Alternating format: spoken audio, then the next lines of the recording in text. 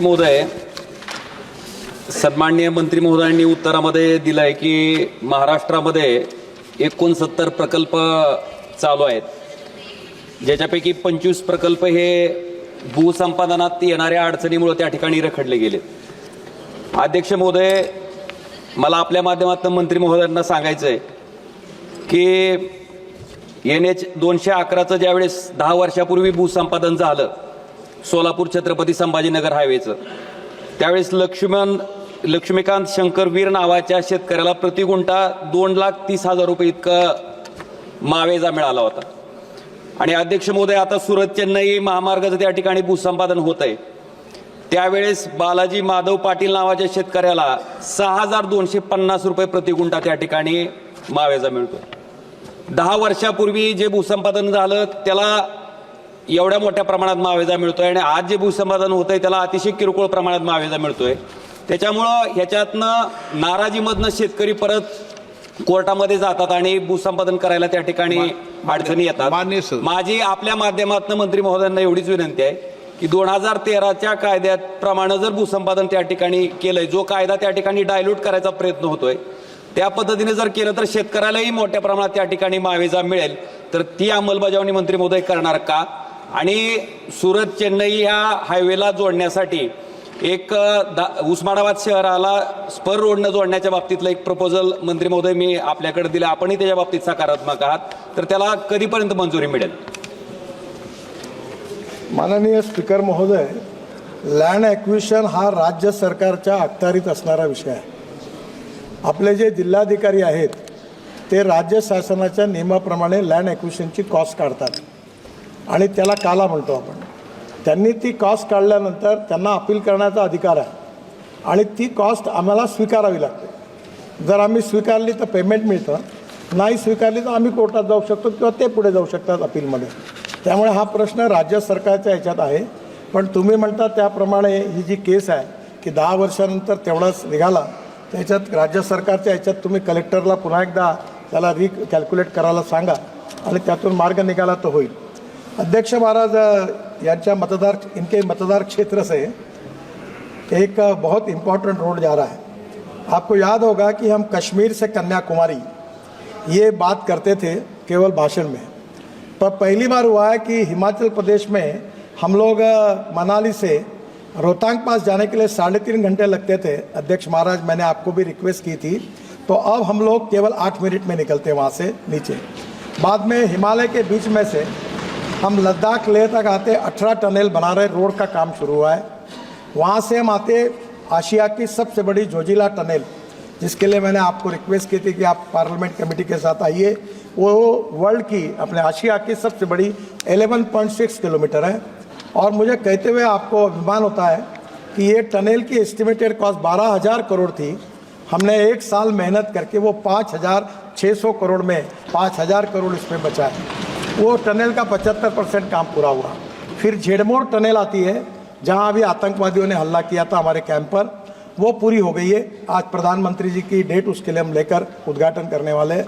फिर हम श्रीनगर आते हैं, श्रीनगर से जम्मू के बीच में 18 टनल बन गई है और दिल्ली कटरा एक्सप्रेस हाईवे से वाया अमृतसर हम दिल्ली आते हैं और दिल्ली जुड़ने के बाद आपके मतदार क्षेत्र से आगे ये मुंबई दिल्ली हाईवे जो है ये सूरत जाता है। अब जो उत्तर से दक्षिण जाते थे उनको मुंबई, पुणे, कोल्हापुर, सोलापुर जाना पड़ता था, अब उनको जाने की ज़रूरत नहीं। अब नया एक्सप्रेस हाईवे बन रहा है सूरत से नासिक, नासिक से अहमदनगर, अहमदनगर से सोलापुर, सोलापुर से कर्नूल और कर्नूल से कन्याकुमारी, चेन्नई, हैदराबाद, बेंगलोर, मंगलोर, कोची, पूरे साउथ को। तो अध्यक्ष महाराज, ये जो पूछ रहे हैं, ये हाईवे चेन्नई से दिल्ली का डिस्टेंस 320 किलोमीटर कम कर रहा है।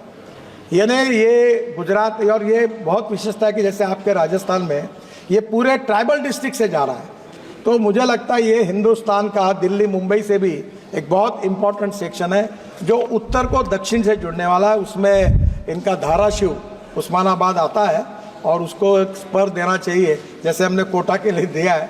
उनकी मांग है, हम उसको जरूर कंसिडर करेंगे।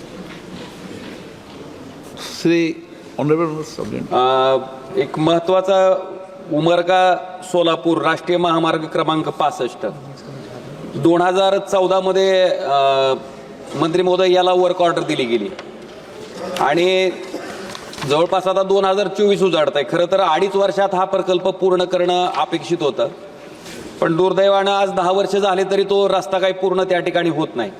कदाचित ताजमहल सुद्धा लवकर बांधून झाला असेल, पण ही रस्ता काही मंत्री महोदय त्या ठिकाणी लवकर होत नाही.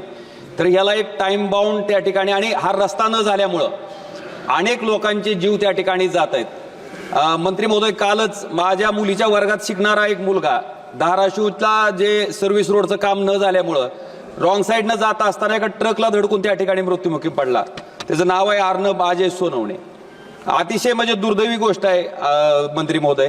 तर हा रस्ता जो आहे उमरगा सोलापूरचा, हा किती दिवसात पूर्ण होईल? त्याला काही टाइम बाउंड त्या ठिकाणी तुम्ही मर्यादा देणार आहेत का? आणि दुसरं एक टेंभुर्णीमधनं लातूरला येण्याच्या बाबतीत आपण चौपदरीकरणाचा DPR पण मंत्री महोदय आपल्याकडे दिला. आपणही सकारात्मक आहात. गडकरी साहेब, तुमचं प्रचंड नाव आहे. फक्त ह्या उमरगा आणि सोलापूरच्या रस्त्यामुळे तुम्हीही प्रयत्न करताय, करत नाहीत असं नाही. मी जेव्हा जेव्हा तुमच्याकडे आलो त्यावेळेस तुम्ही त्या ठिकाणी सकारात्मक प्रतिसाद दिलाय, पण ह्याला एक टाइम ठरवून त्या ठिकाणी त्या वेळेत हा रस्ता त्या ठिकाणी पूर्ण व्हावा, ही एक माझी मागणी आहे. आणि टेंभुर्णीपासनं लातूरपर्यंत जो हे आहे हायवे आहे, त्या चौपदरीकरणाचा DPR आपल्याकडे आलाय, त्याला तात्काळ मंजुरी मिळून तोही पूर्ण व्हावा. टेंभुर्णी से लातूर तक का जो रोड है उसको 4 लेनिंग मंजूर किया है. 1 महीने भर में उसका टेंडर लग जाएगा.